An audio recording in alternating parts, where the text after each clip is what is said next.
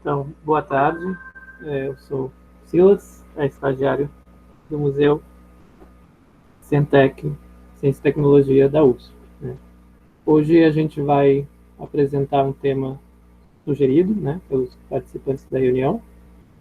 Eu, a princípio, achei o tema interessante, apesar dele ser, como eu posso dizer, ser um tema que é vários temas, né? Porque ele fala de numerologia, de jogo do bicho, de pseudociência, de contravenção.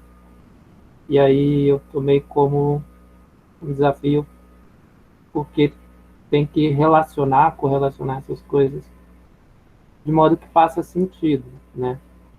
Não é só falar a respeito disso, mas relacionar essas coisas e fazer com que ela faça sentido, né? Então, a princípio, eu comecei pelo jogo do bicho, né? Se o Luca puder ir para o próximo slide. E aí, nesse slide tem uma explicação, né? Uma breve história do jogo do bicho.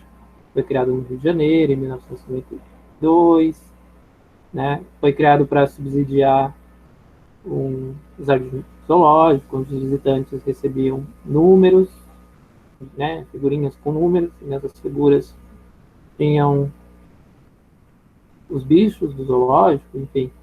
E ao fim tinha um sorteio e a pessoa recebia um prêmio, né? Então era uma maneira de gerar renda, né, para o zoológico continuar funcionando, né?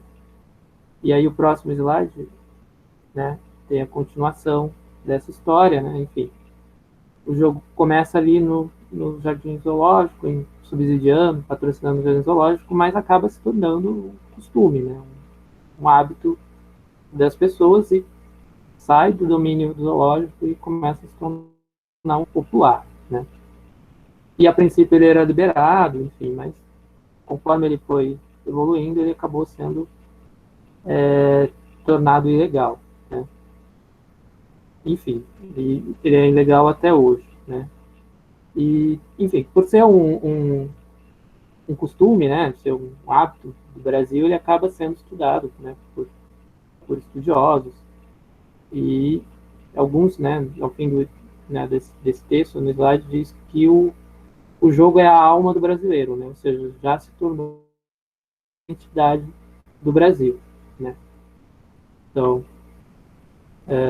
isso é interessante, né, porque começa como um jogo para subsidiar o jardim zoológico, não, o jardim zoológico não, tira o jardim, para subsidiar o zoológico, e se torna um jogo que vai se popularizando e acaba se tornando um costume, né? Tanto que já não é um jogo restrito ao Rio de Janeiro, em que a gente encontra o jogo do bicho em todo o Brasil, né? Tá, mas aí o que eu coloco, né, o que eu pensei a respeito disso é, o jogo do bicho é um jogo de azar, né? Então não há garantias de que quem apostou vai vencer ou não. Mas quem joga tem interesse em ganhar, né? Assim, por mais que isso não seja garantido. E aí o que me veio é a que recorrer, né, para aumentar a chance de ganhar, né? E aí nós sabemos que né, o ser humano ele recorre a algum meio, né? E um desses meios eles podem ser, vamos, meios místicos, né? Ou seja, o sujeito acredita que se ele fizer algumas ações, algumas escolhas, ele pode, né, por meio de entidades, por meio de energias, alterar, né, e ampliar essa chance de ganhar, né? E aí o próximo slide, se o Luca puder pôr, eu dei um exemplo, né, de misticismo, né? A Cabala é um misticismo judaico, ou seja, é um conjunto de, enfim, de preceitos, de maneiras interpretativas da Torá, né, que é para nós é o Velho Testamento, e técnicas, né, em que quem manipula, né, esses símbolos, esses números, estabelece uma leitura, estabelece uma interpretação, né, daquilo que é propriamente de Deus, ou seja, né? Uma coisa que eu quero ressaltar é que na visão mística existe o nosso mundo, né? Um mundo terreno, e existe um mundo para além do nosso, né? Para os cristãos é o mundo celestial, enfim, isso vai variar de religião e visão de mundo, onde os entes eles podem participar do nosso mundo, estando presentes ou não, né? Mas é sempre possível fazer uma intermediação, né? Isso é comum tanto no misticismo quanto nas religiões, né? Para nós, que somos maioria cristãos, essa intermediação se dá através da oração, enfim, né? Para os católicos, essa intermediação se dá através da oração e das promessas, que se o milagre acontece, elas devem ser cumpridas em forma de agradecimento. Então, existem muitas formas de intermediação entre o nosso mundo e esse mundo extraterreno, né? Que pode ser, enfim, um mundo de determinado modo para uma determinada religião ou para uma determinada crença, né?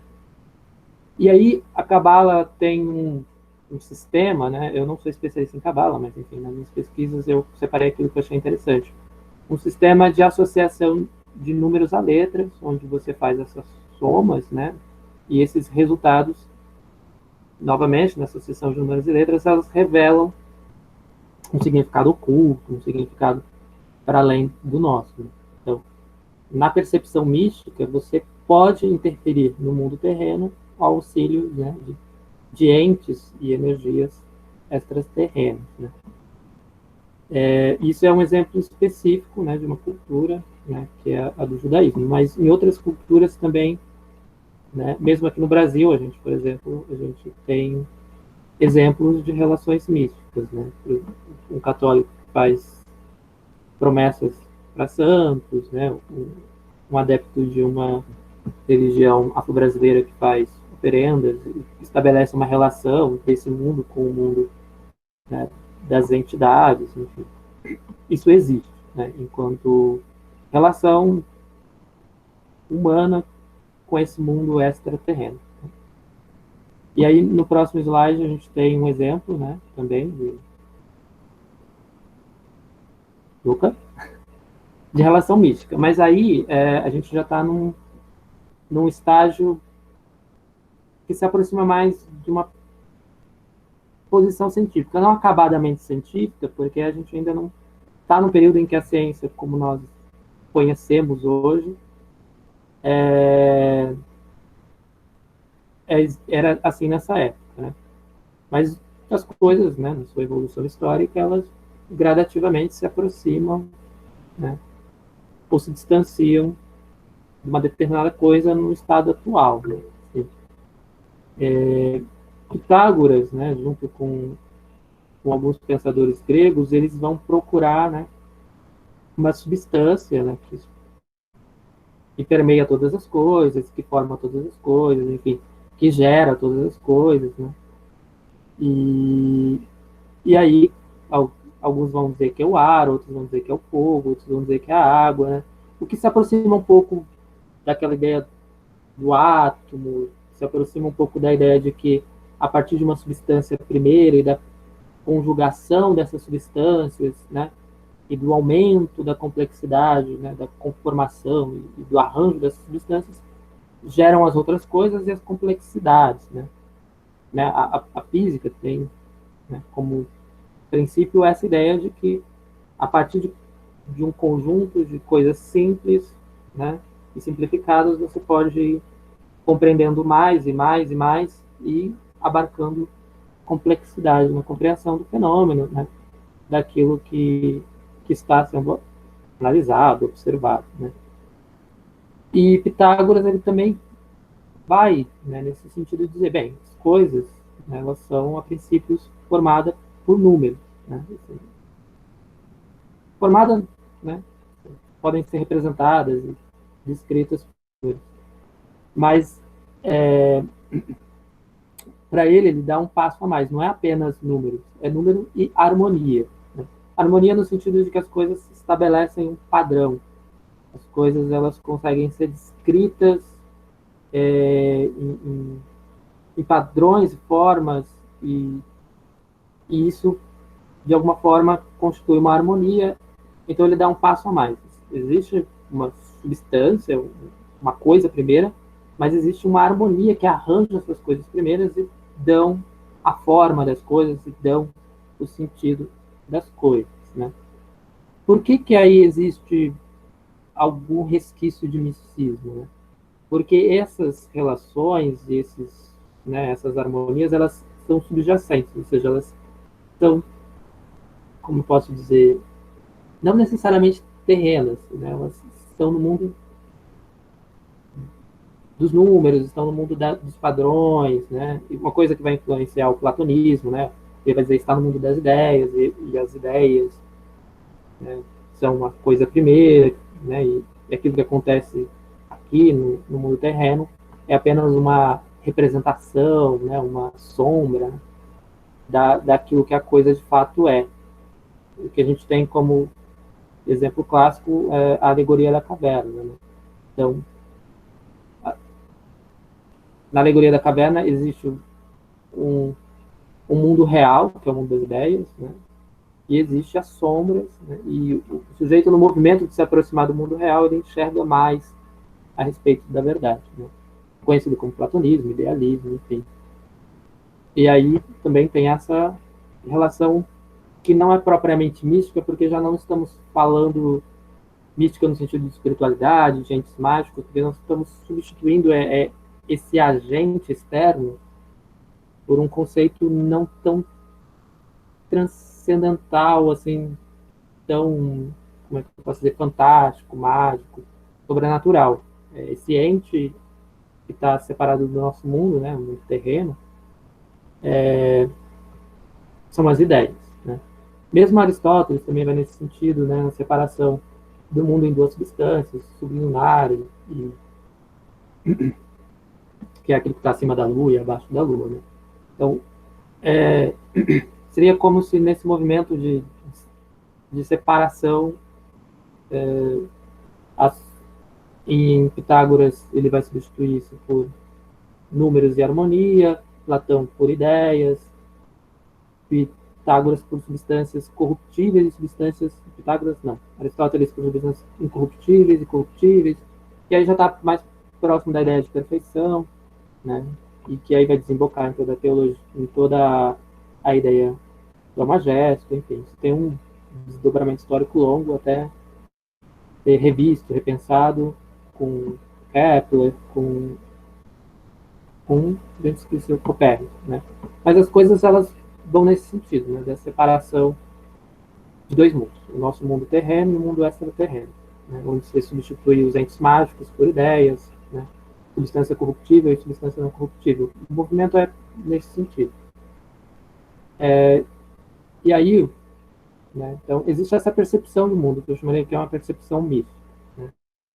E aí, se a gente puder ir para o próximo slide.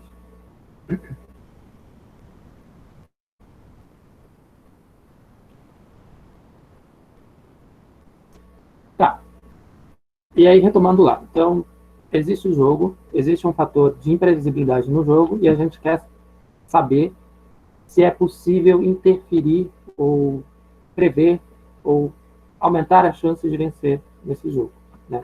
A gente pode recorrer, como eu disse, a uma percepção mística, então o sujeito interpreta um sonho, o sujeito, né, faz uma simpatia, o sujeito escolhe o número por um cálculo da numerologia, isso porque ele acredita que existe uma interferência de um mundo extraterreno nesse mundo, e que essa influência é real e que vai aumentar a chance dele ganhar no jogo. Mas, como eu disse, existe uma evolução nessa percepção, né, de que a imprevisibilidade, aquilo que nós não acessamos diretamente, pode ser compreendido, né? E aí, muito depois de Pitágoras começar com essa ideia de que o mundo pode ser entendido através de números e padrões e harmonias, já com Fermat, com Pascal, tem uma distância significativa em relação aos pitagóricos, né, mas com influência dos pitagóricos, a gente tem que lembrar que a nossa matemática ela é eurocêntrica, né, de herança grega, enfim, que vai se espalhar pelo mundo através dos elementos, enfim, vai ser ressuscitada, renascer, né, ali na Itália, e vai se distribuir pela Europa, com influência também do mundo árabe. Mas, enfim, a probabilidade também ela tenta entender essa coisa do imprevisível, né? Ou seja, e aí o sujeito pode recorrer a alguns princípios da probabilidade para aumentar a chance de ganhar em um jogo de azar, né? Que a gente tomou como exemplo o jogo do bicho.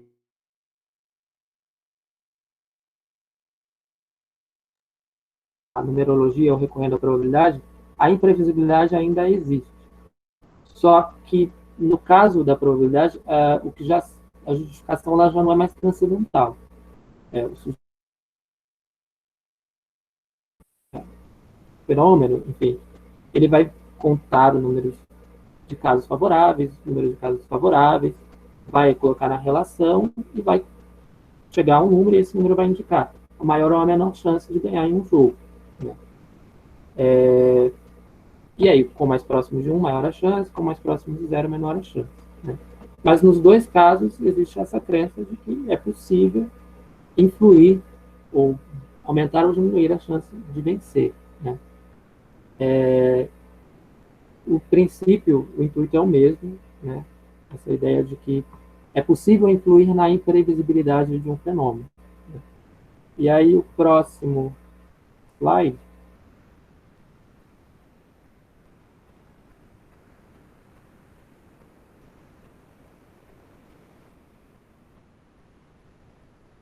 vai tentar, nesse próximo slide eu vou tentar colocar essa relação que eu estou estabelecendo, né? A ideia de que existe fenômenos que estão fora da nossa compreensão, a princípio, né? E que nós podemos buscar meios de compreender, incluir e entender esses fenômenos. O fenômeno aqui, no caso, seria a imprevisibilidade de um jogo de azar, né? O que se pode apresentar como uma maneira de compreender isso é através de uma pseudociência, né? E aí, o que a gente tem que atentar é que pseudociência pode ser qualquer coisa, porque pseudo, em última instância, né, é falso. Ou seja, eu posso pegar qualquer coisa, estruturar num discurso aparentemente científico e apresentar como científico, né? Então, eu posso pegar toda a numerologia, ou qualquer outro recurso místico, né, e estruturar ele num discurso científico e apresentar ele como algo científico, sendo que, no caso, a numerologia ela não é científica, né? Ela não segue nenhum dos padrões, nenhum dos princípios, nenhuma das metodologias da ciência. Ela é outra coisa, né? Ela está em outro âmbito, né? Então, nesse sentido, o sujeito que quer aumentar a chance, né, de interferir em coisas aleatórias, ele usar a numerologia estruturada, né, discursivamente, de uma forma de pseudociência, ou puramente como numerologia, ele estaria basicamente recorrendo à mesma coisa, né? A meios mágicos de influir no mundo, né? A ciência, Freud vai dizer que é a idade adulta da razão, né? É um pouco arriscado eu falar isso aqui, porque, enfim, eu teria que dar o contexto e dar o sentido.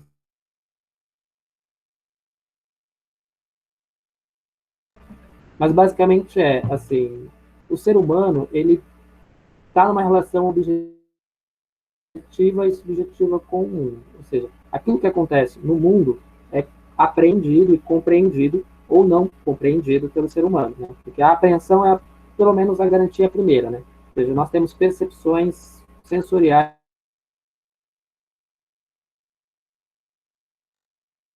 na ideias, vão se tornar argumentos, vão se tornar, né, enfim, vão para além da aparência. E a ciência ela é esse movimento, ela passa das percepções e vai para a compreensão, para a descrição, né, para o teste, para a refutação.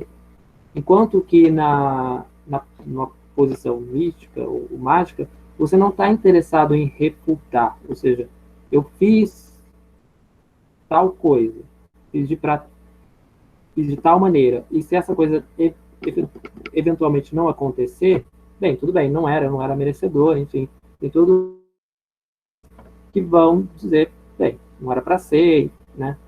A ciência não, ela vai falar, bem, não aconteceu como esperado, então vamos mudar, né, os procedimentos e vamos procurar refutar novamente, né? E a ciência também ela tem uma passagem a mais, né? Todos os casos, você estrutura uma crença, uma hipótese, você diz, isso possivelmente vai acontecer. E tanto o sujeito que recorre à numerologia, ou recorre à cabala, ou recorre a qualquer outro meio, ele acredita que aquilo possivelmente vai acontecer, né? O cientista, quando identifica o calor ou a eletricidade e forma um experimento, ele acredita que aquilo possivelmente vai acontecer, né? E só que na ciência existe uma transição em que o sujeito sai da fantasia, ou seja, ele sai do âmbito da imaginação e vem para o mundo concreto, ou seja, ele constrói um mecanismo onde aquilo vai se apresentar de tal maneira em que o fenômeno esperado acontece, né? No misticismo, não. Não tem essa possibilidade de eu construir um mecanismo onde aquilo que é esperado vai acontecer, né? Então, a ciência se torna concreta e real, né? Um exemplo, né, tangível é que toda vez que a gente transforma um princípio científico numa aplicação tecnológica, né, aquilo se concretiza, ou seja, se torna um fato concreto no nosso mundo. E ela já deixa de ser, tipo, aquelas especulações a respeito do átomo, eles deixam de ser especulações, né, saem desse âmbito da fantasia e se tornam dados, né, ou seja, registros fotográficos, enfim, um espectro de luz, ele se torna um dado concreto. O misticismo não tem essa passagem. O que eu estou querendo dizer é que em ambos os casos existe uma construção especulativa. Em ambos os casos existe uma construção de fantasia. Em ambos os casos existe uma construção de explicações possíveis. Mas a passagem da fantasia para o concreto, ela se dá na ciência, né? Por isso que a ciência, na frase do razão, é quando o sujeito se desprende da fantasia, né? Tem que lembrar que a fantasia, ela existe, todo mundo é de fantasia, né? Todo mundo fantasia, por exemplo, com uma vida além da Terra, né? Uma vida em outros planetas, todo mundo fantasia, por exemplo, no mundo, como é que chama? Com mais de uma dimensão, enfim. Eu esqueci o nome. Mas, por exemplo, que existiriam outras realidades alternativas, né? E algumas especulações da física. Todo mundo fantasia, por exemplo, que em algum momento alguém vai lá e demonstrar o último teorema de Fermat, e se demonstrou. Mas, nesses exemplos, existe o pressuposto de que, em algum momento, o sujeito vai se desprender dessa fantasia. Ou seja, em algum momento, essa coisa vai se tornar concreta e tangível e real no nosso mundo, né? Nas visões místicas, os entes eles podem vir a se tornar concretos e reais no nosso mundo, né? Em algumas religiões, os entes realmente estão aqui e agora, mas eles não são passíveis, como é que eu posso dizer, de perder esse sentido mágico. Ele sempre vai ser um sujeito, um ser independente, um ser com vontades, um ser, né, com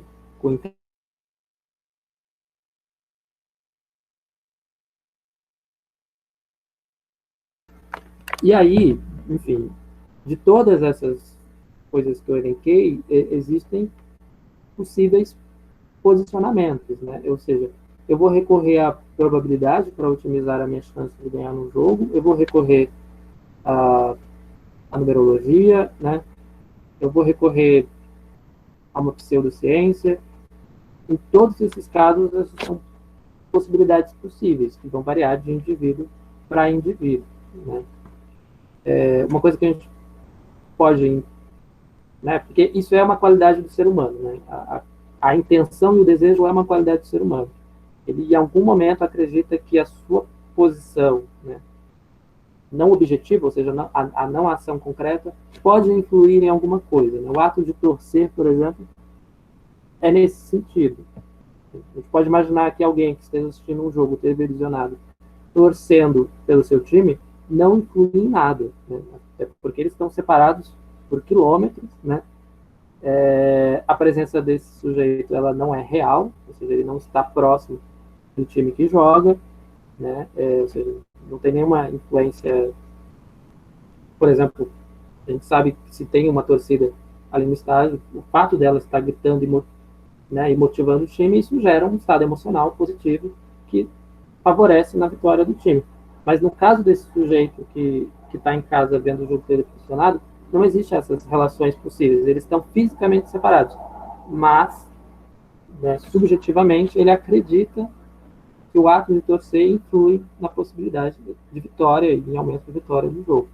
Né? Assim, o sentido que esse sujeito que torce vai dar para essa ação vai variar de pessoas para pessoas. Ele pode ser puramente racionalista e dizer isso aqui não faz sentido, né? O time em campo sequer sabe da minha existência, não vai saber.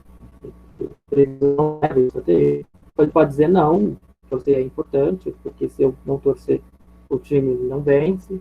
Enfim, ele pode recorrer, né? Nesse momento ele pode pedir e leve, né? Essa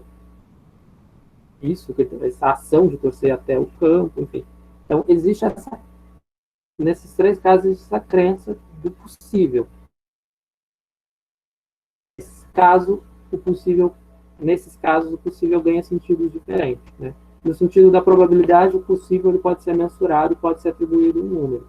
E aí o sujeito pode julgar que, a partir desse número, vale a pena ou não arriscar. Né? No sentido do místico, se ele acredita muito e se ele sabe a maneira de como influir, vale a pena arriscar. Né? No sentido da pseudociência, também é a mesma, só o que muda é a forma. Né? Enquanto se apresenta uma pseudociência como algo real, tangível, no misticismo e na ciência, isso ganha outro sentido. Né? E aí, disso que eu falei, enfim, tentando correlacionar essas coisas, como eu disse, são coisas distintas, né? Falando de três coisas, mas no que eu tenho correlacionado elas bem, isso nos coloca algumas possíveis perguntas. Na verdade, me colocou algumas possíveis perguntas, que não necessariamente são as perguntas que vocês farão e apresentarão na discussão. E aí as perguntas estão no último slide, após as referências. A numerologia pode realmente otimizar as chances de vitória no jogo do bicho? Ou seja, de fato, se eu fizer um cálculo, eu seguindo os princípios de numerologia, eu vou ganhar ou não, né? Assim, enfim, é algo para se perguntar. Se existe um número da sorte, né? Assim, existe. Como é que eu sei? Como é que eu chego a esse número da sorte? Né? E se existem, como pode interferir no mundo concreto? Né? Assim, uma vez que ele existe, como é que ele age sobre o mundo? Né? E, enfim, como a gente está falando do jogo do bicho, né? Como eu falei, é uma identidade nacional, as pessoas, né, os brasileiros conhecem, alguns jogam, outros não, mas, enfim, está na nossa realidade, né? É um costume. Tornar um jogo ilegal faz com que ele se torne, que o jogador perca o interesse pelo jogo, ou seja, o jogo ser legal ou não. Né? O que torna um jogo interessante? Né? São questões que eu coloquei. Assim. Enfim, eu sei que vão aparecer outras perguntas, né? Mas eu acho que agora, nesse momento, eu abro para discussão. E se o Henrique puder explicar, enfim, dizer como ela vai se dar. Claro, claro. Bom, gente, agora a gente chegou na nossa segunda parte da reunião e... Esqueci de abrir a câmera. E agora vocês podem se inscrever para falar sobre o assunto, se quiserem dar alguns relatos, discutir algum das coisas que foram faladas. É só colocar o nome no chat e a gente vai marcando e chamando, certo? A gente já tem aqui o Donovan inscrito, então eu passo a palavra para ele. E aí o pessoal pode se inscrevendo enquanto o Donovan começa a falar. Obrigado. Opa, brigadão. Eu queria mais uma vez parabenizar vocês, como sempre, esse projeto aqui é maravilhoso. Eu adoro, sou fã de vocês, nunca escondo isso. E queria parabenizar o Silas aí pela apresentação. E a formação do Silas tá na graduação, né, de matemática, Silas. Então acho que é muito legal poder abordar essa temática, né? Essa parte mística dos números, que talvez remonta até a origem do que a gente conhece como matemática. A gente imagina que vai lá para a Grécia Antiga, e ao mesmo tempo que ciência e as coisas que hoje a gente enxerga como místicas, elas estavam meio juntas, assim como a filosofia e tudo mais, né? Então a própria, por exemplo, a astrologia, ela estava muito ligada com a astronomia lá no começo. Hoje em dia a gente consegue separar bastante, né? Pensar que os gregos imaginavam os fenômenos da natureza como sendo de responsabilidade de certos deuses e coisas assim. Então é muito legal ver que a origem das coisas, hoje muito científicas, eram, de certa forma, também místicas, né? Tinham essa conexão no início, na origem das coisas. E acho que a matemática não é diferente, então tinha muitos números, razões, proporções que apareciam de forma interessantíssima. Eu posso até dizer, na biologia, a gente tem inúmeras formas nas plantas, nos animais, nos membros dos animais, anexos epidérmicos e coisas assim, que seguem proporções, por exemplo, as proporções áureas, né? Então, lembrar da famosa sequência de Fibonacci, e toda vez que você pega dois números consecutivos na sequência de Fibonacci e divide um pelo outro, você obtém um número áureo, né? E essas proporções áureas acontecem em muitos elementos da natureza, não só os biológicos, né, os vivos, mas alguns dizem da gota da chuva e por aí vai. Enfim, então eu só queria relembrar isso, que ao mesmo tempo que a matemática pode ser usada de forma mística, ela também pode ser usada em coisas que, mesmo hoje, compreendendo, a gente ainda olha e fala, meu Deus, isso é tão incrível, mas dá para explicar de forma científica de verdade. Mas tem toda uma parte, por exemplo, prever a sua própria morte, quando que, sei lá, daqui a 10, 20 anos, um filho meu nascerá de forma imprevisível e coisas assim, as pessoas ainda relacionam como se fosse uma ciência, como se desse para calcular, né? E aí essa pseudociência que eu acho que a gente vai estar abordando aí hoje. E aí, só para isso, eu gostaria de lembrar da gente fundamentar e lembrar das nossas importantes referências. Então, por exemplo, agora eu citei proporções áureas, eu vou sugerir para o nosso público aí pesquisar um carinha chamado Leonardo da Vinci, na qual ele usava as proporções áureas para fazer as suas imagens de seres humanos em pinturas e coisas assim. E aí vocês vão ver as relações anatômicas que o corpo humano tem com proporções áureas.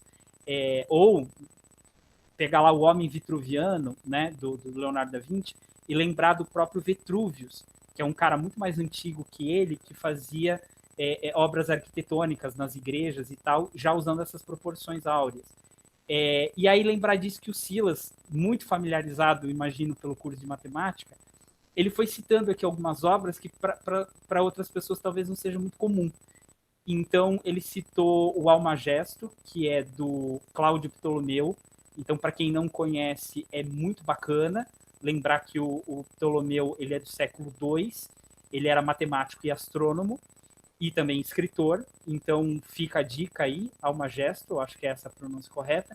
E um outro que ele citou, que é maravilhoso, ele acabou, acho que não citando o nome da obra, né? Mas ele citou a passagem que é da República, do Platão, onde ele fala da alegoria da caverna, onde quem está dentro da caverna está enxergando uma parte da verdade, né? Está enxergando as sombras do mundo real, e a partir do momento que a pessoa pode quebrar essas correntes, se libertar e sair da caverna, é que ela vai enxergar o mundo real, o verdadeiro mundo, e alguns vão dizer que seria um mundo utópico, o mundo das ideias, e por aí vai. Então, eu só queria trazer assim mais pé no chão essas coisas, porque talvez as pessoas não conheçam e falam, meu Deus, a alegoria da caverna, de onde ele tirou isso? Então é lá da obra A República do Platão. E alguém me corrige se eu estiver errado, se eu não estou dando as referências corretas, mas é isso, eu só ia falar, vamos falar as referências para o pessoal se achar, tanto aqui na reunião quanto no gravado do YouTube. É isso, gente, obrigado. Obrigado, Donovan. O próximo inscrito é o Luca e eu passo a palavra para ele. Opa, enquanto você estava falando, Donovan, eu já coloquei aí no chat as referências dessas duas obras que você citou, e coloquei também um post uma subpágina da matemática, que está lá na página do site, né, que é sobre proporção áurea. É um texto de Jefferson e do Mário Festa e do Ailton. Aí ele está disponível lá. Aí vai estar nas nossas referências pós-atividade, né? Eu queria citar só um pouquinho disso, né? Essa relação do jogo do bicho, né? Porque ela é muito impregnada na cultura, né?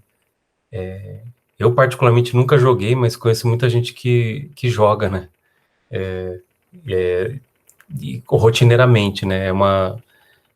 Faz parte da rotina, né? E, enfim, acaba sendo mais atraente do que da loteria oficial, porque, enfim, como é menor, né? Você acaba tendo mais chance de ganhar, né? Você não fica milionário, mas você ganha alguma coisa, né? Que nem era nessa ideia original do zoológico, né, do Rio de Janeiro. O prêmio era no valor de 20 vezes a entrada, né? Ou seja, ninguém ficava milionário com ganhar, né? Mas era uma atração, assim, você ganha um montante de dinheiro a mais, assim, na nossa sociedade, né?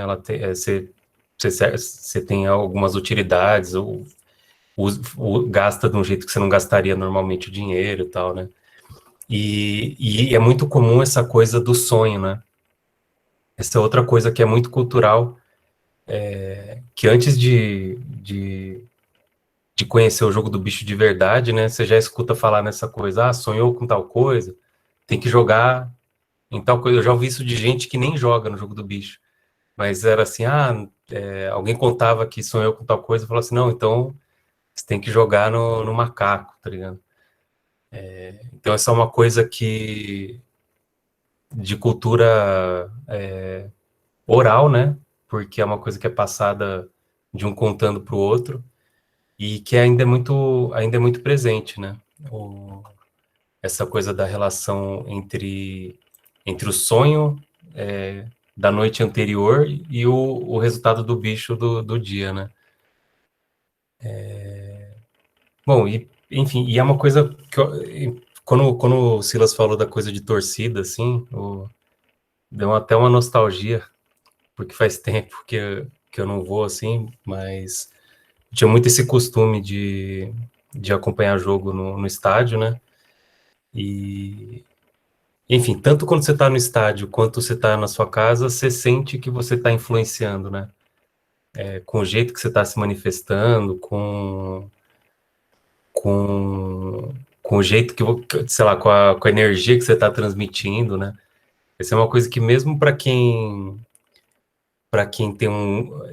é envolvido com ciência, né? Que acompanha muita coisa de ciência, a gente ainda tem isso muito arraigado, assim, na nossa cultura, né? Então a gente é direcionado a acreditar que tem essa influência, né?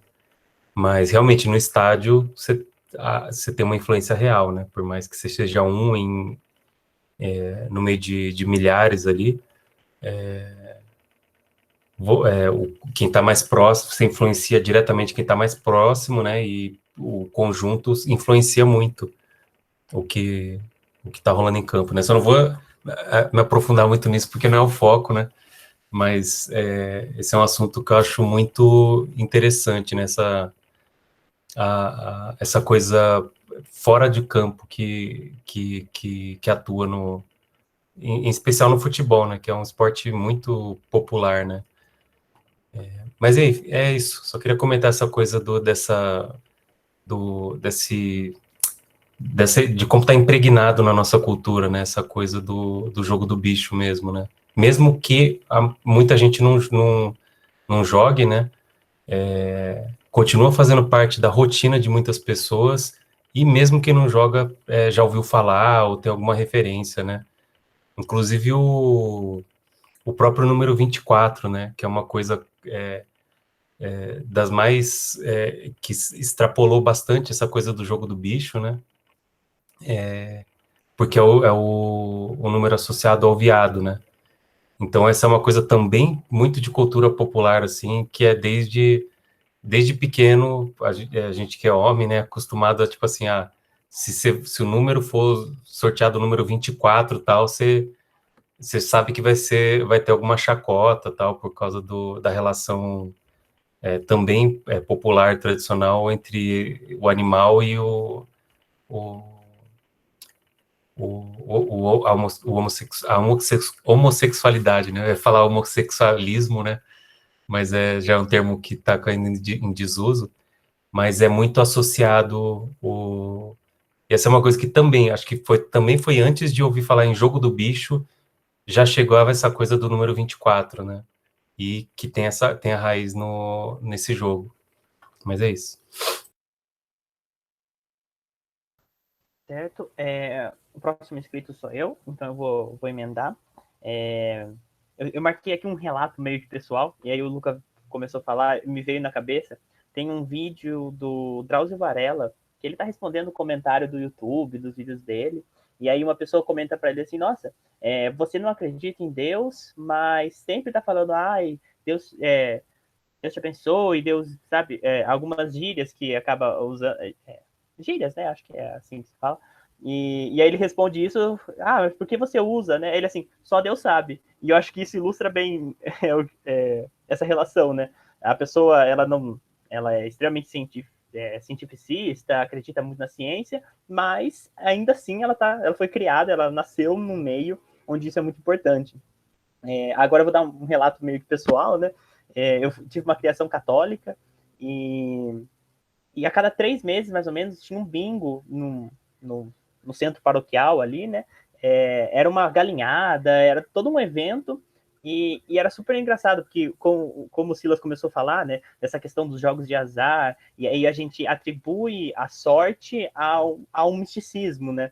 E era justamente isso que a gente tinha, né? Era um bingo que tinha com todo mundo ali, e era um bingo realizado pela igreja. Então as pessoas atribuíam, tipo, essa é a cartela da sorte, porque isso. E isso sempre fez parte, né? E eu sempre adorei bingo, sempre gostei de estar lá junto, né?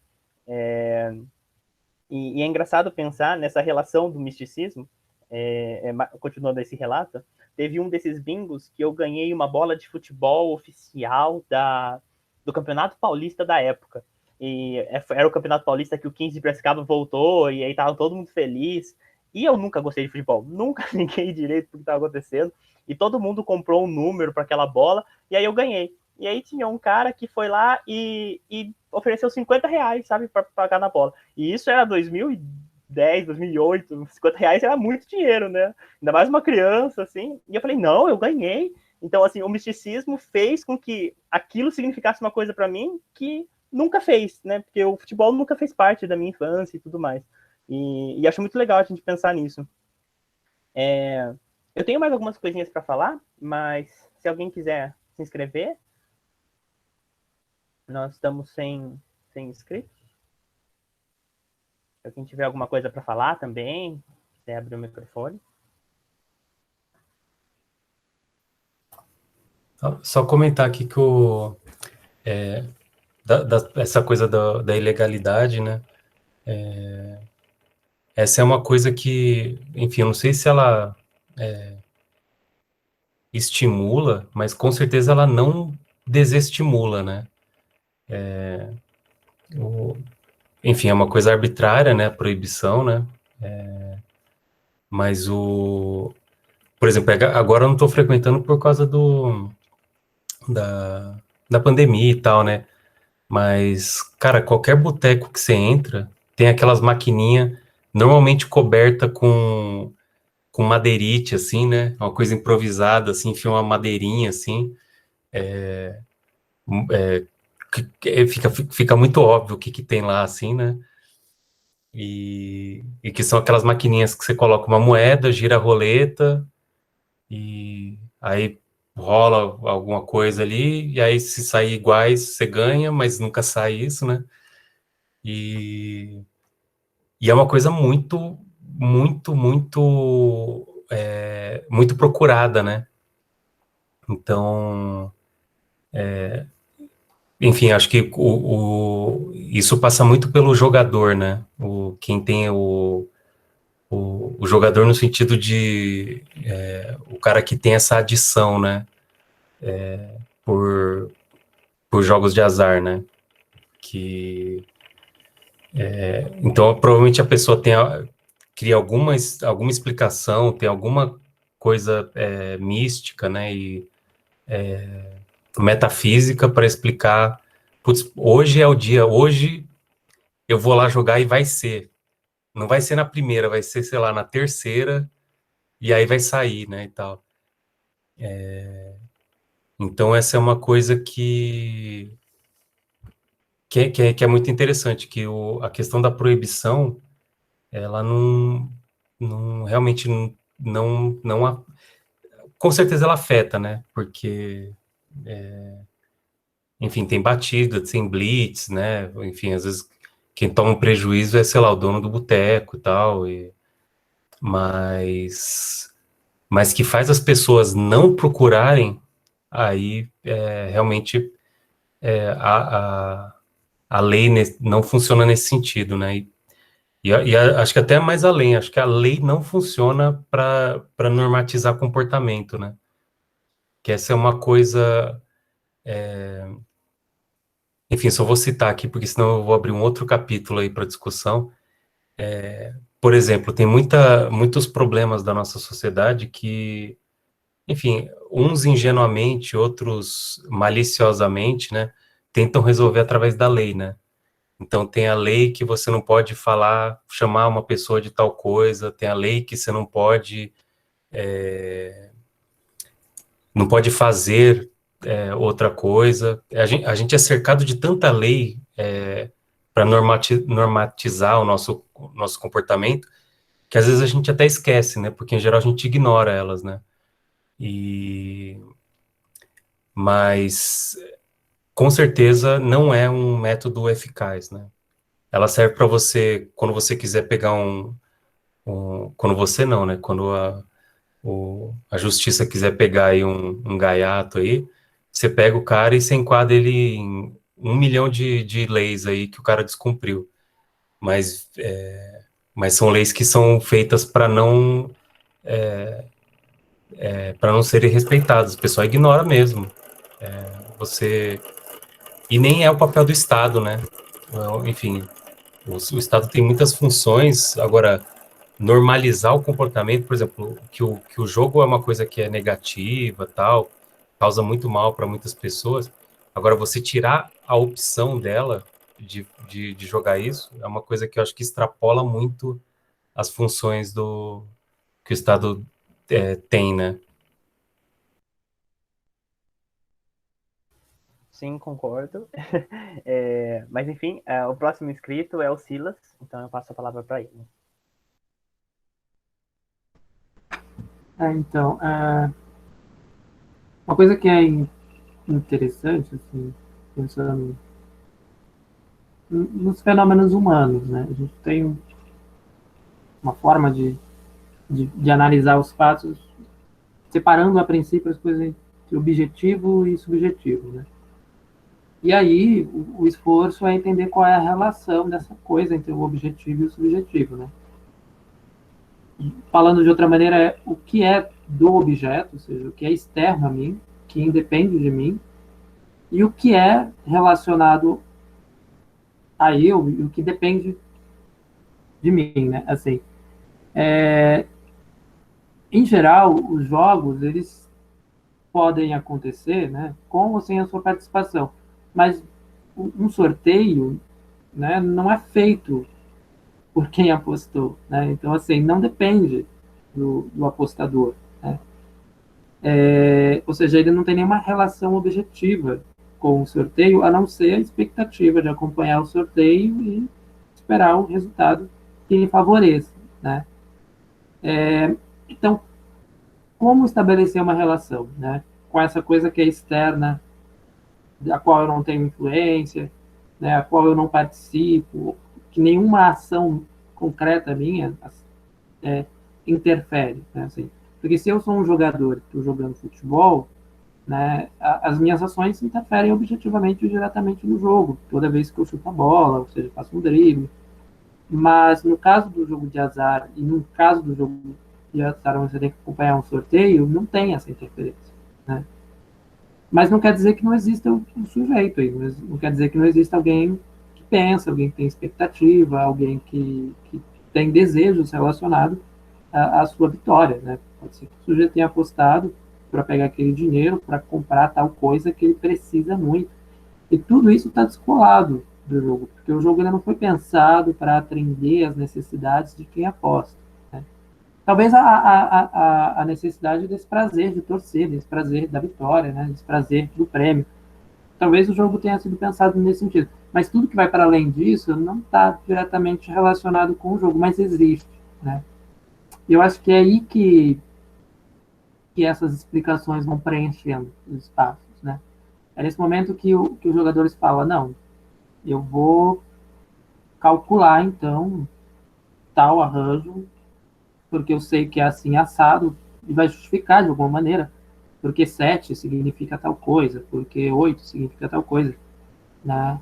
Bom, um jogador que tem essas crenças, né? Mas também pode ser um jogador que é mais inclinado à ciência, a maneira como a ciência pode ajudar, não, porque de acordo com isso, a probabilidade é tanta. Então, se eu jogar de acordo com a probabilidade, eu aumento a minha chance. Então, essa necessidade de interferir, ela não é possível, mas ela existe. Então, essas explicações, elas vão preenchendo e vão atendendo essa necessidade, né? E eu acho que os amuletos, né, por exemplo, camisa da sorte, meia da sorte, enfim, algum objeto da sorte, ele também preenche essa necessidade, porque você, por querer que o jogo dê o resultado que você quer que dê, né, porque está associado a tais e tais necessidades suas, você é impelido à ação, né, e essa ação, ela pode se dar de maneira indireta, né. Assim, não existe nenhuma ação direta se eu jogar em um determinado número de jogo do bicho com maior probabilidade de ocorrência. Porque maior probabilidade de ocorrência não é influência direta, não, é só isso, é só maior probabilidade de ocorrência, né? Eu acho que essas explicações, né, sejam elas pela numerologia, sejam elas pelas leis da probabilidade, ou elas preenchem uma necessidade, né, que é essa necessidade de que os meus desejos sejam atendidos, que as minhas ações exerçam influência sobre aquilo que eu queira que exerça, no caso, o sorteio.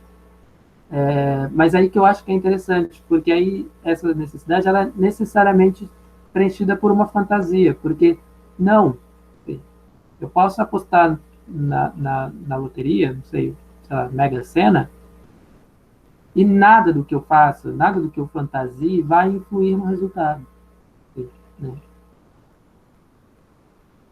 E eu acho que é aí que talvez dê esse salto, né?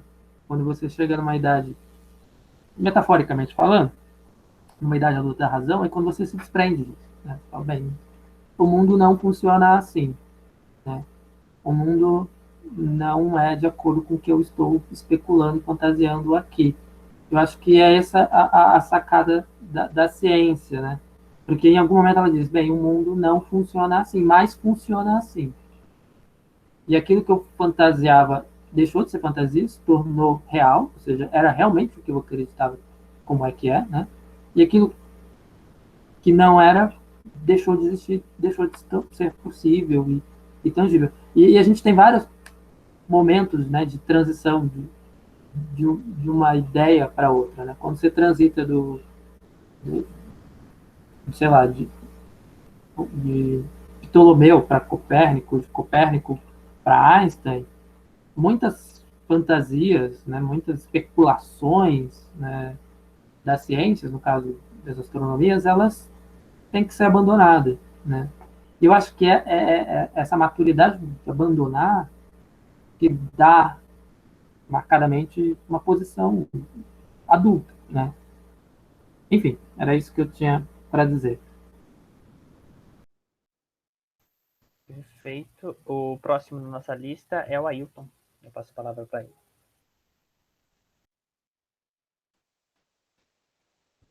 Oi, gente, vocês estão me ouvindo? Estão me ouvindo bem? Legal. Então, só queria comentar algumas coisas e fazer uma perguntinha ou duas aí pro Silas, né? Porque eu não entendo muito da matemática, não gosto de jogos, tirando futebol, e futebol de campo, né? O futsal que eu jogava. Então, para falar de números aí, tinha uma preferência pela 8. Não sei por quê. Todo mundo era dono de uma camisa. Então, o que a gente vê aí de R9 e outros, né? É verdade. O sujeito entra lá e ele quer a camisa X. E na preferência de números, eu diria o 9, mas mais por conta de ser observador. Não sei no jogo. Mas é aí que eu faço minha questão aí para o Silas, né? Que estão falando de Fibonacci. E eu junto o Fibonacci, né? Como método matemático, método aplicado aí à bolsa. E o 9 por conta da virada. Eu observo que há uma dificuldade, né, nos valores de ações de virar o 9. Então, sei lá, tá 9,99, mas é muito difícil de pular aquele chegar a 10 alguma coisa. Então você tem mais chance de comprar e vender se botar 9,99 do que botar um 10. Isso é o que eu observo. Bom, onde é que entra o Fibonacci aí, né? É um método utilizado, não sei se o Donovan está por aí ainda, mas tudo são ondas. Onde é que se aplica essa coisa, né?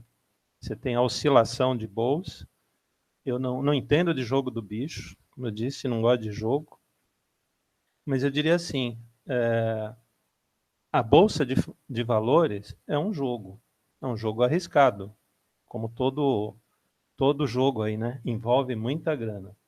Ah, tô vendo que o Donovan está aí.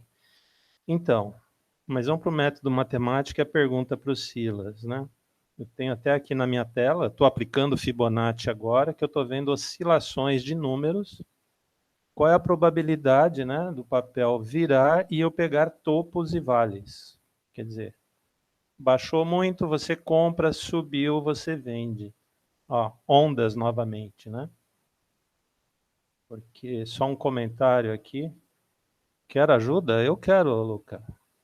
Vamos ver se o Silas me ajuda aqui. Como eu disse, do bicho eu não entendo, mas eu quero saber aqui na oscilação, né? O tudo são ondas. Você quer jogar um bicho maior, né? Eu quero jogar um bicho maior. Eu quero virar dono de empresa, sem ser empreendedor. Olha que pretensão. Mas então, o Fibonacci é um dos métodos utilizados, ele é importante. Vocês comentaram, acho que foi o Donovan aí, né? Do Fibonacci, a proporção áurea e por aí vai, né? O número de ouro. E ali é simplesmente a probabilidade da ação tal chegar num vale, né, sei lá, 38% de probabilidade de chegar num vale X em que você deve comprar. E da mesma forma quando deve vender. Então, o tudo são ondas, o Fibonacci é uma previsão que eu não consigo aplicar aos terremotos, né? O que tem tudo a ver? Previsibilidade. A gente não tem previsão de terremoto. Estou embolando todo o meio de campo aí. Já que a gente está no futebol. Então, será que eu consigo prever uma futura ocorrência de um terremoto aplicando essa metodologia? Onde é que eu posso aplicar no dia a dia?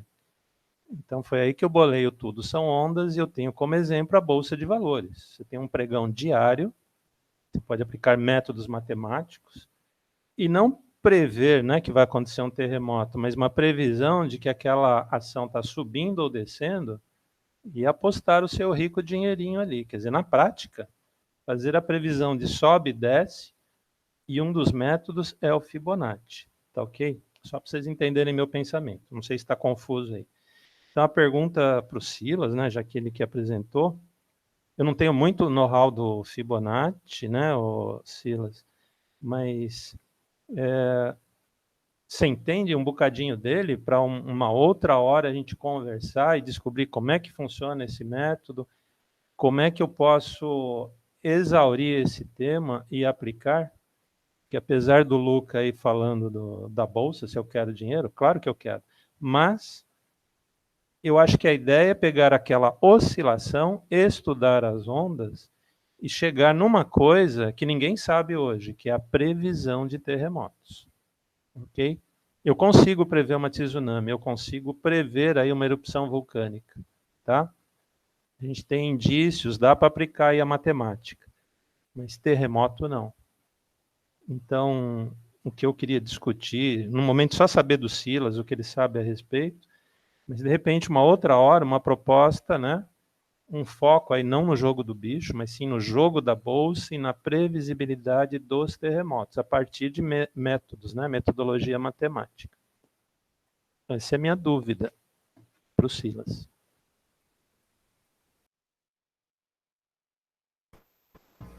Bem, eu vou tentar responder, não garanto que eu vá conseguir responder.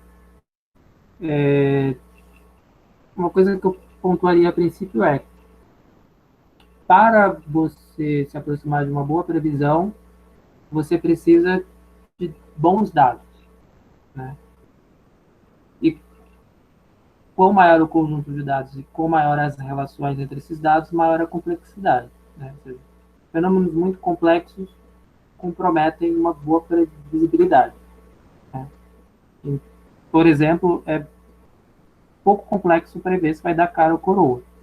Mas se você acrescentar algumas moedas e combinar com moedas com dados no caso o dado de jogo, isso altera um pouco a complexidade e amplia a dificuldade de previsão, né? Então, eu acho que a questão não é só entender como usar a probabilidade, a probabilidade no sentido a teoria matemática para entender esses fenômenos, mas é arranjar a probabilidade na complexidade do fenômeno. Eu acho que talvez seja essa a dificuldade. Eu nunca analisei um fenômeno de terremoto, nunca analisei o mesmo fenômeno da especulação na bolsa, né? E imagino que a especulação na bolsa ela tenha muitos fatores geopolíticos, né, associados, enfim, né? E não acredito que tudo que influencia a bolsa seja de conhecimento amplo, né? Talvez alguns dados sejam omitidos, enfim, só uma pequena parcela, né, dos que investem, dos que participam, tem acesso a esses dados. Até que tem algumas legislações que impedem que alguém use de meios escusos, de informações escusas para favorecer a si mesmo. Eu não lembro qual é o nome disso, né, quando a pessoa obtém uma informação privilegiada, investe na bolsa e ganha. É pouco provável, por exemplo, se você tem uma informação privilegiada de investimento na bolsa, vá perder. E você coloca um monte de gente em desvantagem. Então, eu acho que talvez uma das dificuldades da previsibilidade aí seja dada ao quanto de acesso você tem aos dados e o quão complexo eles se tornam nessas relações entre eles. Assim. Não sei se respondeu também, né? Mas eu acho que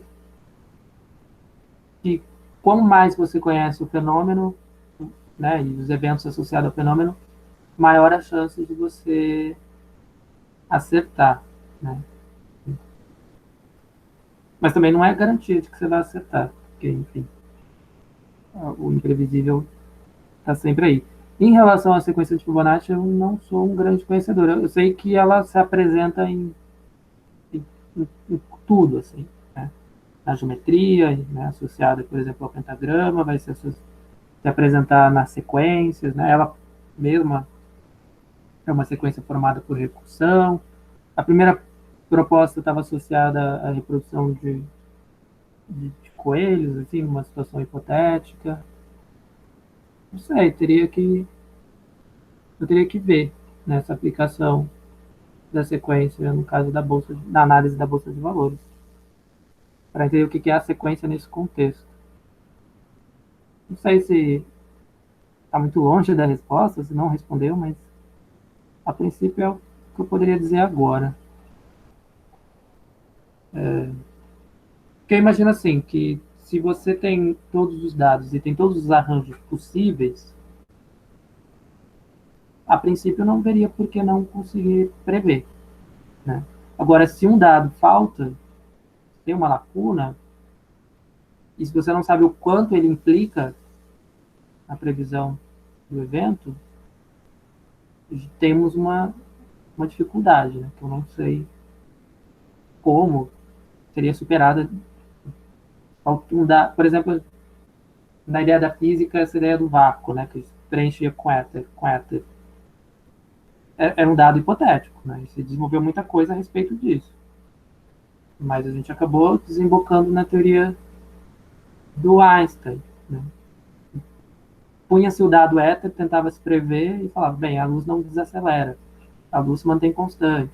Punha de novo o dado éter, a luz continua, não faz curva, né? E aí chega uma hora que o Einstein fala, bem, para todos os efeitos, descarta esse dado hipotético, chamado éter, e vamos construir uma outra estrutura para prever o comportamento da luz, né?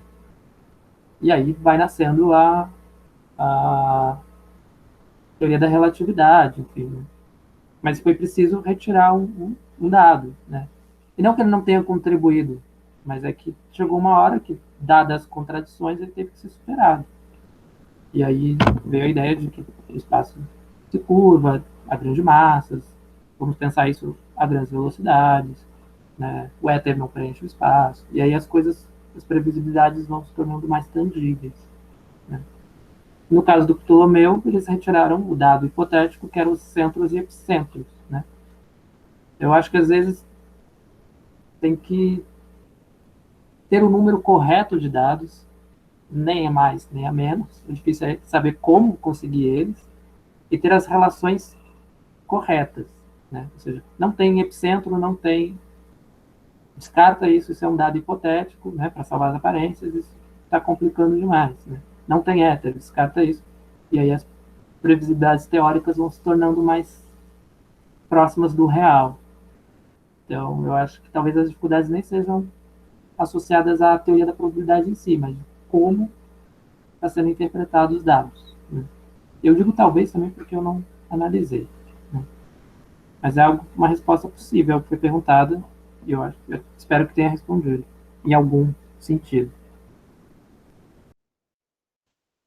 Posso completar, Silas?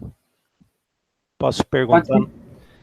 Não, primeiro, respondeu sim. Eu sei que o assunto é bastante complexo. Se não fosse, todo mundo estava rico investindo na bolsa, prevendo aí as grandes catástrofes, né?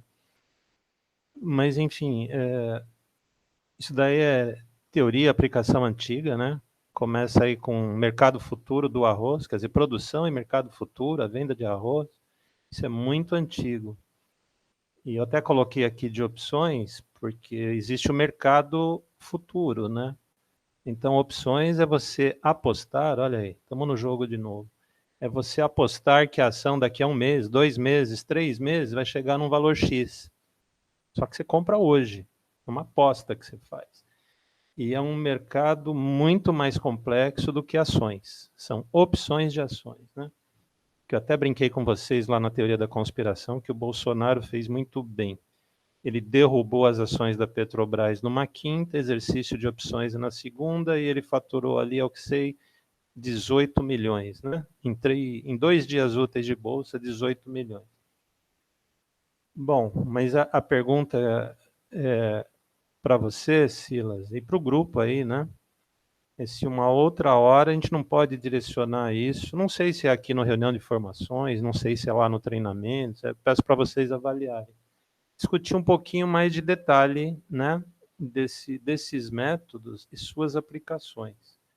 Que é mais ou menos o que vocês colocaram como pergunta aqui, né? É válido isso? Funciona? Então, tudo que eu li e estudei até agora diz que funciona, né? Você não vai entrar lá, né, qualquer que seja o mercado, e fazer um chute. É matemático. Então, o que eu estou perguntando a vocês, vale a pena a gente investir numa outra discussão, talvez até fora do reunião de formações, não sei, como é que funciona isso, como é que funciona a metodologia, de forma que, sei lá, em primeira instância, a gente consiga defender melhor o dinheirinho que ganha, né? Entendeu, Silas? Vale a pena a gente conversar mais sobre isso. Eu sei que você não tem o know-how ali do Fibonacci para isso, mas da gente discutir e tentar colocar isso mais às claras do que falar, tem alguma chance, né? Estou lendo aqui na primeira pergunta. Se eu fizer isso, eu tenho mais chance? Bom, como é que é na prática? O que significa essa chance? Eu encerro.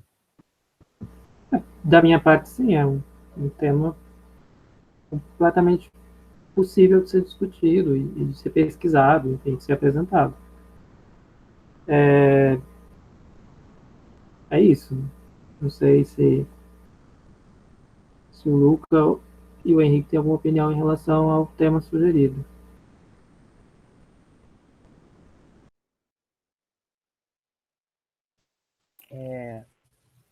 Pode falar. Não, eu acho que o que eu penso sobre isso é meio que na base do que o Silas tinha comentado. Eu acho que o grande problema é a questão do controle de conhecer de ter informações privilegiadas sobre as variáveis que estão operando, né? Eu acho que sem isso é uma coisa muito complicada. Mas eu vou comentar isso também quando for minha vez.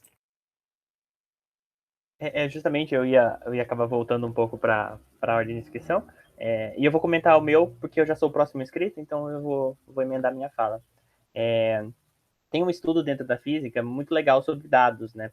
Se a gente arremessa de fato um dado, a gente sabe onde esse dado vai cair. A gente consegue calcular a velocidade que aquele dado foi lançado, a gente sabe a gravidade, sabe a interferência do ar, e a gente tem uma boa margem para saber onde esse dado vai cair. Só que qual face vai cair voltada para cima? Aí a gente precisa de outras coisas para analisar. A gente precisa saber o torque, a gente precisa saber a velocidade de rotação, a gente precisa saber outros fatores, o peso do dado, e várias coisas. Então, isso a gente, é o que o Silas comentou, né? A gente aumenta a quantidade de parâmetros absurdamente.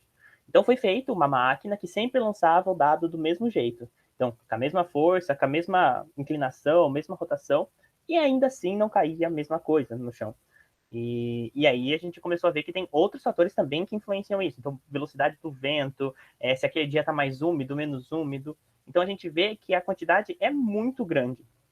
E aí conseguiram prever algumas coisas e acertaram algumas previsões que foram feitas calculando. Mais uma vez que você vira essa máquina de lado, você já não tem mais. Você tem que fazer todo um estudo de novo para chegar naquele dado e conseguir prever alguma coisa. Então é por isso que acaba se tornando um evento quase que aleatório, né? Como são tantas previsões, é muito difícil. E isso encaixa, acho que, para esse cenário, né? O Silas comentou bem disso, encaixa pelo cenário da bolsa, essas coisas. A gente pode olhar de um modo geral, né? Então a gente tem informações se aquele país está indo bem, se aquele país está em uma crise. Então a gente tem informações gerais, mais ou menos, e a gente sabe o caminho que aquilo vai seguir. Mas esse caminho ele pode ter altos e baixos, e aí a gente precisa de mais informações para saber exato o que aquilo está fazendo, né? Existe, acho que, inúmeros métodos matemáticos que fazem isso, né? E aí você tem, por exemplo, vai subir com uma taxa de confiabilidade de 50%. Aí é sua sorte, né? Você tem a chance de dar certo meio, metade, metade. Vai subir com a chance de 90%. Aí você também tem essas possibilidades, né? Bom, e com isso eu vou voltar um pouquinho numas coisas que eu marquei, mas esse é o que eu acho, mas tem relação ainda com isso, né? Eu achei muito legal a hora que o Silas falou nessa nessa ideia que a gente tem de uma ação nossa influenciar o que vai acontecer. Por exemplo, a gente estava falando várias vezes do jogador de futebol, um nadador, um atleta em geral, ele treina muito para conseguir melhorar. Um cientista estuda muito para conseguir chegar em alguma coisa. E teoricamente, os jogos de azar, não importa que eu fique treinando anos jogar dado, que eu vou, agora eu sei jogar dado 6. Não sei, né? Não é assim que funciona. E eu acho que isso faz com que a gente crie esses misticismos. O Ailton comentou, né, da camisa 8, ele gosta do número 9. Eu não jogo na loteria, mas meu pai vira e mexe e joga, e ele sempre pergunta, fala um número aí pra mim. E eu sempre respondo 9 primeiro. Não tem sentido nenhum, mas eu sempre respondo 9. A ideia da gente sempre insistir em alguma coisa faz com que, pelo menos para mim, que parece que aquilo vai sendo treinado e parece que no momento vai dar certo. E isso não tem embasamento nenhum, né? Mas tem embasamento com outras coisas que a gente faz, que a gente repete várias vezes e vai melhorando. Então, acho que tô jogando aí uma coisa. Pode ser um desses motivos para a gente ter esse início dessa crença por alguns números, por ter um número da sorte e tudo mais, né? E eu acho legal a gente pensar nessa questão das crenças e pensar em como isso influencia na ciência, né? Que a gente vira e mexe, a gente tem essa visão mais positivista da ciência, que a razão comanda e tudo mais. Só que nem sempre foi assim e nem sempre é assim, né? A gente tem, ainda assim, hoje em dia, pessoas fazendo ciência, né? Então, essas pessoas têm crenças e essas crenças importam, né? Para aquela pessoa e vai afetar aquele estudo. Acho que vocês aqui que estão na sala, a gente teve há um pouco tempo falando do Tycho Brahe, mas eu vou dar uma contextualizada, né? Ele tinha um observatório e ele fez inúmeras observações. E com as observações dele, você consegue concluir o modelo heliocêntrico. Então, você consegue concluir que o Sol está no centro do sistema solar e os planetas orbitam. E ele conseguiria chegar nisso, mas a crença dele falou mais alto. Então, o Sol não podia estar no centro. Então, mas com os dados dele, ele consegue gerar um modelo híbrido, que foi muito bom, é muito legal, é um feito muito legal, mas a gente vê como a crença influencia nas coisas que as pessoas fazem, né?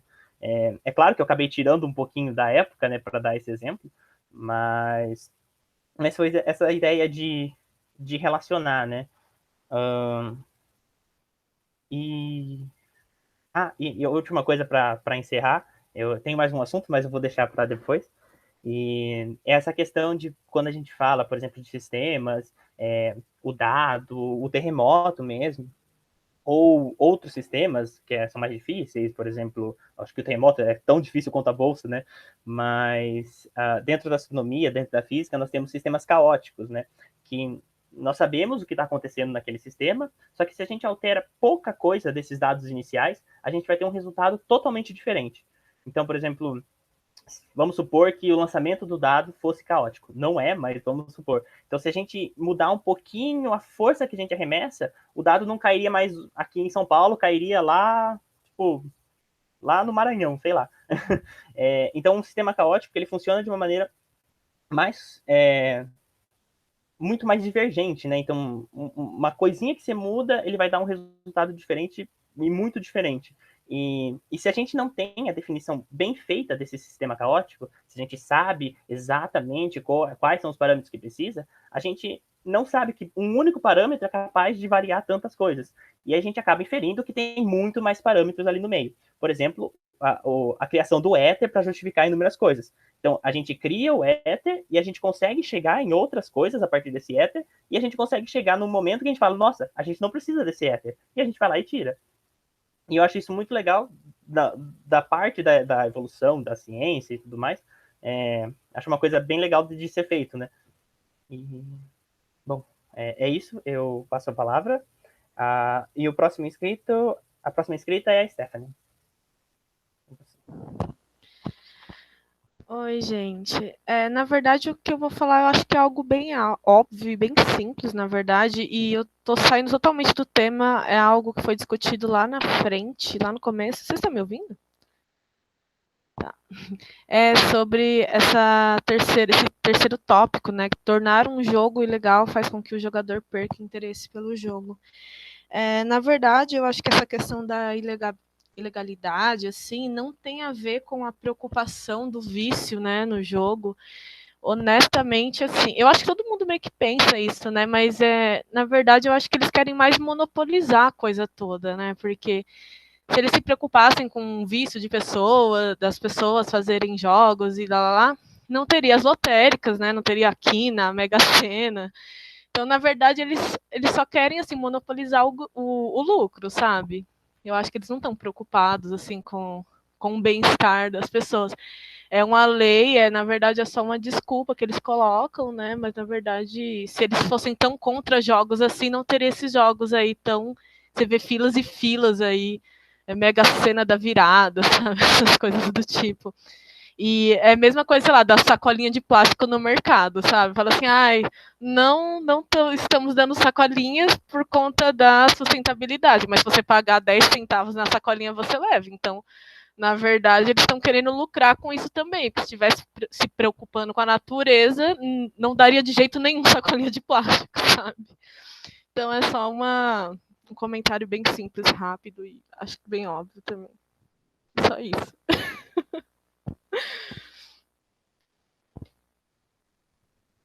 Ai, não, na verdade, eu tinha uma outra questão também, mas essa já parte um pouco para o misticismo, e eu acho que assim, como a Célia saiu, eu acho que eu vou deixar para a próxima, gente. E também já está ficando tarde. Mas a princípio é só isso. Obrigado. Mas é um fato que é muito legal de ser comentado. Obrigado.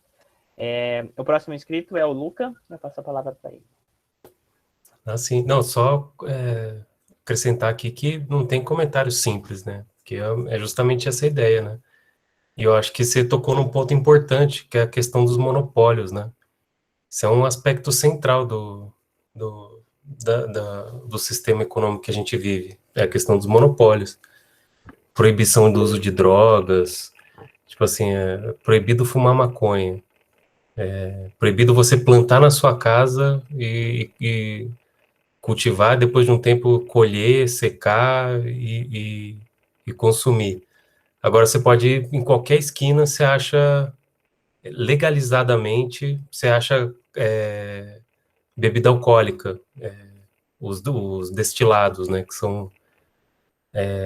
que são drogas que afetam o funcionamento, são drogas que estão, assim como a maconha, né, fazem parte da cultura mundial, né, só que uma é legalizada e outra não, e é arbitrariamente. E você vê que não tem, por exemplo, recentemente teve uma ondinha aí de coisas artesanais e tal, mas o grosso de bebida alcoólica são de monopólios. São muito poucas empresas que estão no mundo inteiro vendendo as bebidas delas, né? Então, acho que é bem relevante por causa disso. Eu ia comentar só sobre essa coisa desse problema da manipulação de números, né? Por exemplo, você aumentar probabilidades de ganhar dinheiro na bolsa de valores, né? E aí eu separei dois exemplos aqui, né? Um tem a ver com a reunião aberta de formação passada, né? Sobre a privatização da água, que ali eu coloquei alguns exemplos de como foi feito o processo de privatização, aquele frenesi, né? Na segunda metade dos anos 1990, né? E teve muita gente que ganhou muito dinheiro ali, investiu muito bem, mas porque sabia que a empresa estava vindo com dinheiro em caixa, às vezes, em alguns casos, o valor em caixa era quase o valor de metade do preço que foi pago para adquirir, né? Então, uma promoção de 50% aí, entre outras coisas, assim, que foram, por exemplo, os investimentos prévios, por exemplo, na Telebrás, foram 21 bilhões em 2 anos e meio antes de vender. Então, com esse tipo de informação, aí daria para ganhar dinheiro. Acho que o outro exemplo, né, no mesmo sentido, é a questão do feriado bancário no Equador, que foi um episódio ali em 1999, né? o cara que ganhou as eleições agora, né, as eleições super democráticas aí do Equador, o Guilherme Lasso, banqueiro, banqueiro desde os 20 e poucos anos, né? Isso que é meritocracia, o cara é muito bom mesmo para ser banqueiro desde os 20 e poucos anos. Então ele teve uma participação muito grande, eu não lembro exatamente o cargo que ele ocupava, mas ele fez parte da decisão de decretar um feriado bancário, que era para ser de um dia, e acabou durando 5 dias, e os bancos congelaram, ninguém podia sacar dinheiro, né, dos bancos. E aí os bancos, eles ofereceram créditos, né, títulos para você resgatar o dinheiro e tal. E aí, nesse intervalo de 5 dias, rolou um desespero, né, e aí o próprio Guilherme Lasso, junto com outros aí, ganharam muito dinheiro comprando esses títulos abaixo do preço total, né. Então, por exemplo, você tinha, sei lá, R$ 2.000 guardado no banco, você ganhava 2.000 em título, e no desespero você vendia por 1.000, por R$ 800, para ter o dinheiro em mão. E aí esses caras ficaram com o título e um tempo depois eles receberam 100% do valor de face, né? Então, nessa discussão, eu acho que só dá para jogar legal para ganhar se a gente tiver informação privilegiada, que nem, por exemplo, os Estados Unidos, eles vazou, né, que eles espionaram a Petrobras, logo depois que a Petrobras anunciou o pré-sal.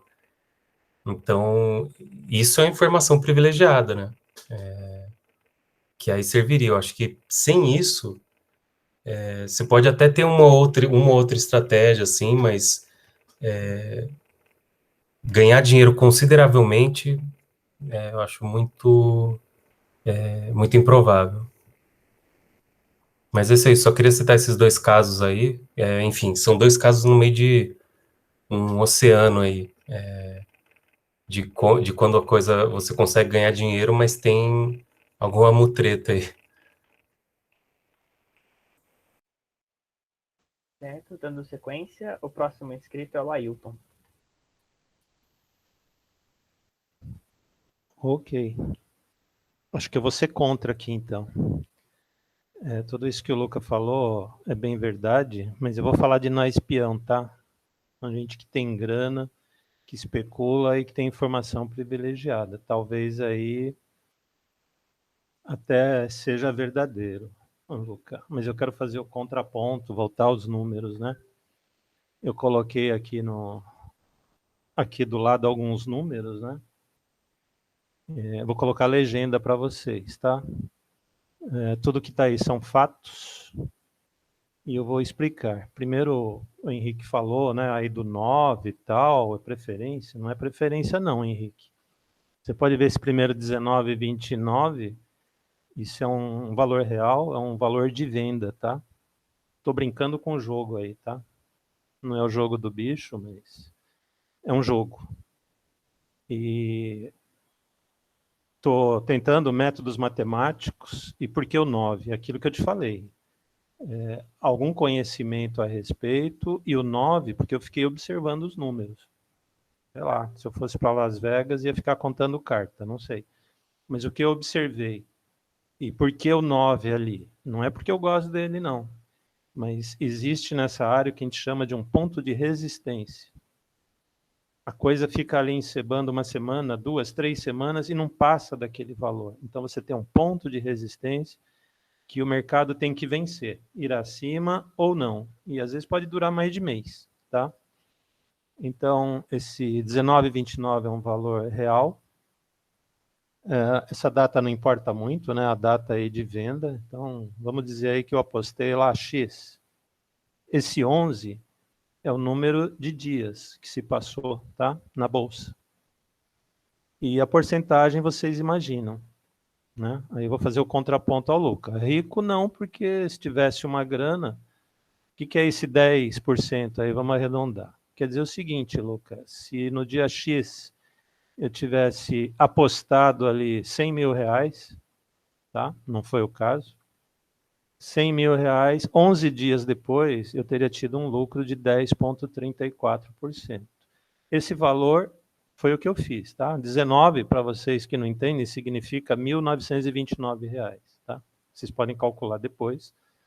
Em 11 dias, se alguém tem noção do que é uma poupança, que rende aí um 0, nada por ano, em 11 dias, 10%.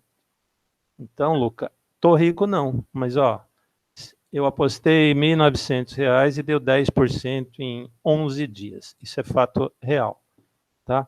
Então, existe toda uma metodologia por trás, não tem informação privilegiada. Por isso que eu estava aí cutucando o Silas, vocês, né, de a gente discutir uns métodos e aplicá-los. Eu acho que aí a gente vai para a ciência. Vamos brigar com o Bolsonaro, vamos para a ciência.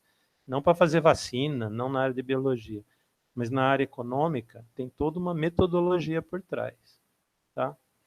É claro, sempre você acerta, vocês já previram, né? A maioria das vezes você não acerta, não. Então eu queria fazer o contraponto com vocês, mostrar um caso real, né? Isso depende de observação, de acompanhamento e conhecer algumas metodologias. Por isso que eu estava cutucando todos vocês aí, né, para ver o que vocês acham. Daí a gente vê essas coisinhas com um pouco de qualidade, né? E aí estamos no campo da matemática, não dá para fugir disso, tá? E Fibonacci, repito, é um elemento importante, é uma metodologia importante aí nesse sistema. Se funciona no bicho, não sei. Eu não entendo do jogo. Mas só queria fazer o contraponto aí do que vocês estavam falando, tá? Eu tenho uma máxima para mim que é fatos eu não vou discutir. Aconteceu assim, estou só apresentando. Vocês podem concluir o que acharem melhor, tá? Esses números são reais. E nem estou falando da matemática e de número real, tá? Obrigado. Certo? Eu sou o próximo inscrito e eu vou aproveitar a onda, vou comentar disso. Eu acho interessante isso que você mostrou pra gente e acho que é justamente isso, né? A diferença de um bingo, de uma loteria, é que esses jogos de azar, teoricamente, nós buscamos fazer o mais aleatório possível. Então, por exemplo, um jogo da roleta, que a roleta seja honesta, a bolinha seja honesta, a gente vai tentar fazer aquilo ser o mais aleatório possível. Só que dentro, acho que, do mercado financeiro, eu posso estar falando uma besteira, mas é o meu ver, e eu não conheço muito o mercado financeiro, mas não é extremamente aleatório, né? Você tem fatos acontecendo, você tem empresas crescendo, você tem empresas caindo e tudo mais, e isso faz, como que o Ailton falou, com muita observação, e você sabendo do que está acontecendo ali, né? Você sabendo, por exemplo, o que veio acontecendo nos meses anteriores, você sabendo essas coisas, você consegue ter, sim, lucro e tudo mais. E eu acho que justamente isso que você comentou, né, Ailton, esses métodos, eles fazem isso. Então, você coloca alguns fatores neles, né, alguns fatores que você observou ali, e você consegue gerar ou chegar muito mais próximo da área de queda. Eu acho que nesse cenário eu interpretaria isso, na minha antiga analogia do dado, né, seria como você arremessar. Então, você faz um círculo no chão, dentro desse círculo é onde vai cair o dado. Então, é claro que você pode arremessar um pouco mais forte e passar esse círculo, então você vai perder dinheiro, né? Mas você tem uma noção um pouco maior do que está acontecendo, com a observação, com o estudo e tudo mais. Eu diferencio isso um pouco, por exemplo, de você jogar na Mega Sena. Vamos supor que aquela bola lá que rola, todos os números, seja extremamente honesta. Isso é muito mais aleatório, né? Isso não tem metodologias nem métodos que vão ajudar nisso. Mas quando a gente tem inúmeros fatores que fazem parecer aleatório, mas se você estuda esses fatores, você consegue chegar numa direção, pelo menos, né? Essa questão do 9, o que eu comentei foi uma preferência minha, né? Mas isso que você falou é bem legal, né? É só a gente ver também em posto de gasolina, né? Que a gasolina é R$3, 20 reais, né? Hoje está mais próximo disso. E 48,9.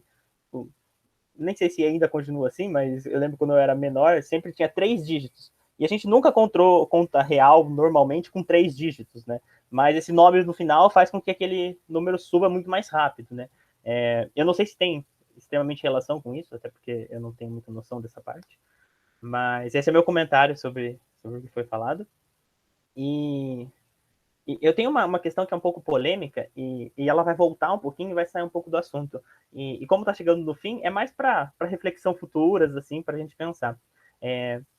Foi comentado mais no início sobre o mito da caverna, a gente chegou a falar um pouquinho disso também na parte da discussão. E aí é uma coisa pessoal, né? Quando a gente fala a verdade, isso é uma coisa que eu sempre fico me questionando. O que seria essa verdade? Na minha visão, não, a gente não tem uma verdade, né? Porque a verdade, ela teoricamente é construída pelos humanos, então cada um vai ter a sua verdade. E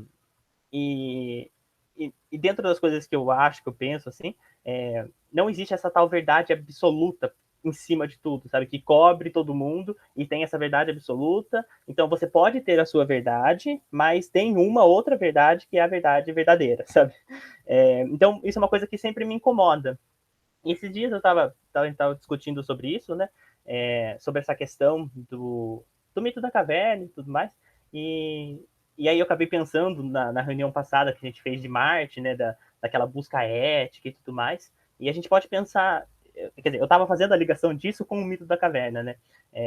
Há muito tempo atrás a gente olhava para aqueles planetas e falava assim, nossa, que legal, né? Será que é uma carruagem? O que será que é aquilo? Hoje a gente sabe que é um planeta, hoje a gente consegue pousar nele, mas a gente está dentro de uma caverna ainda. A gente está olhando aquilo com lucro, a gente está olhando aquilo para extração.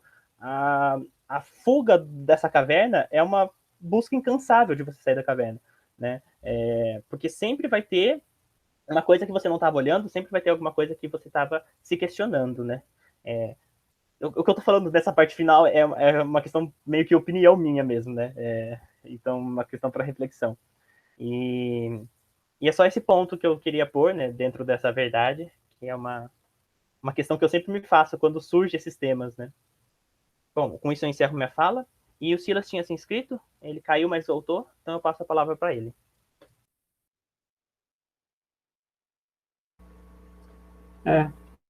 Caiu e eu perdi um pouco do que você falou.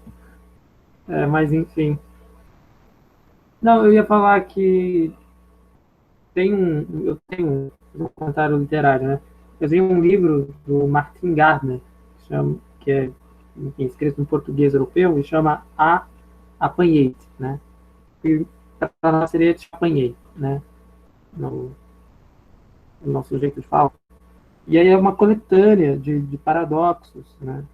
E eu acho que o previsível e o imprevisível ele tem essa cara de paradoxo, né?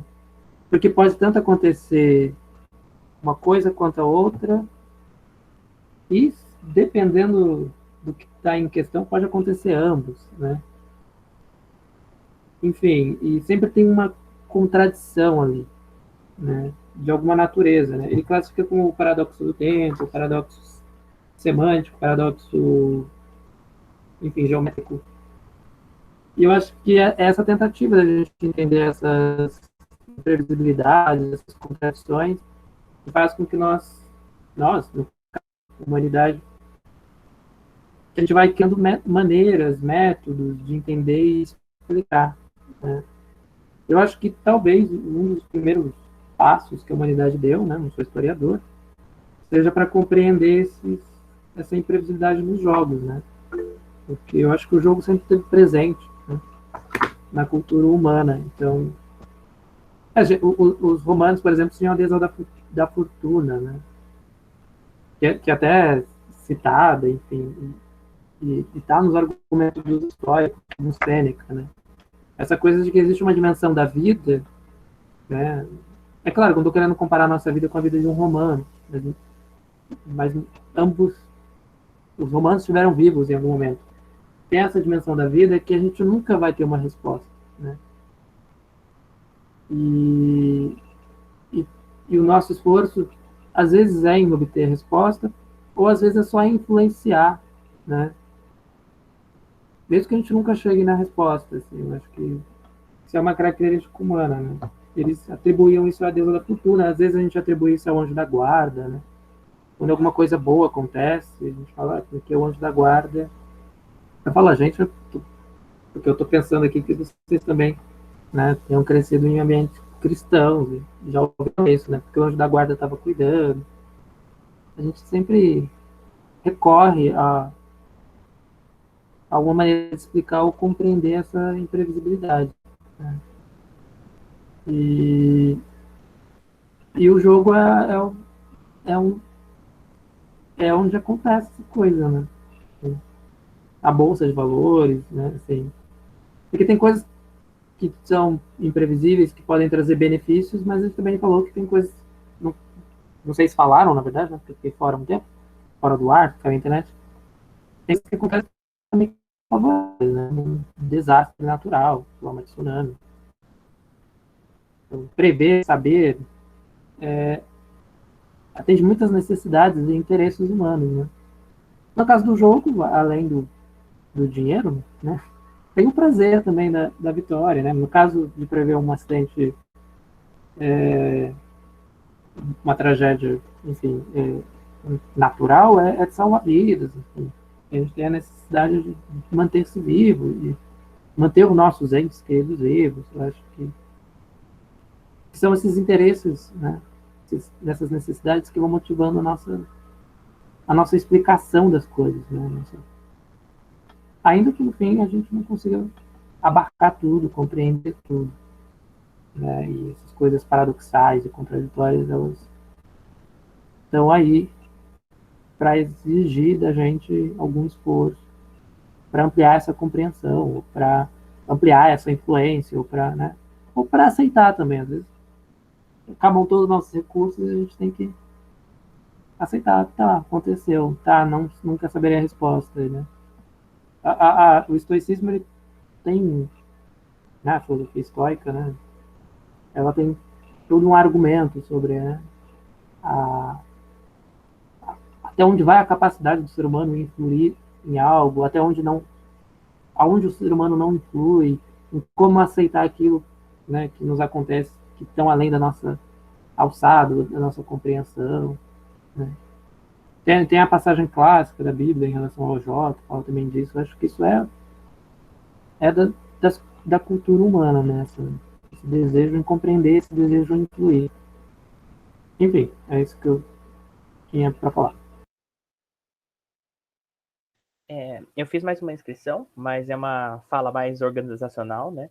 A gente está chegando perto do nosso teto, então eu gostaria de saber se vocês querem fazer alguns últimos comentários, falar mais alguma coisinha, soltar mais uma bomba aí para a gente ficar pensando o resto da noite. Fiquem à vontade, podem abrir o microfone e falar as considerações finais. Solta a bomba e corre, né? Que aí... Eu quero falar mais uma, sim, por conta do que o Silas falou agora, que é o aspecto político, para vocês pensarem aí, né? Não é só a previsão. Eu estou fazendo uma matéria aqui, né? Falei que na erupção até é previsível. Teve uma sábado que eu estou escrevendo uma matéria, mas eu botei lá de filme de Hollywood O Inferno de Dante. Não sei se vocês assistiram.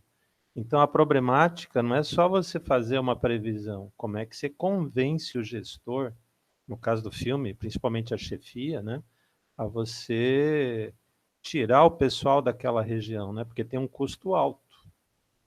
E, bom, pelo menos nos filmes lá fora é assim.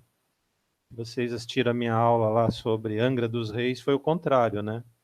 Eu dizia com conhecimento, baseado em dados, né, científicos, que não tinha risco. E um doido lá queria evacuar a cidade. É o contraponto aí, né, o negacionismo da ciência novamente. Então, o aspecto político também é importante, né? Convencer quem manda a fazer determinadas coisas.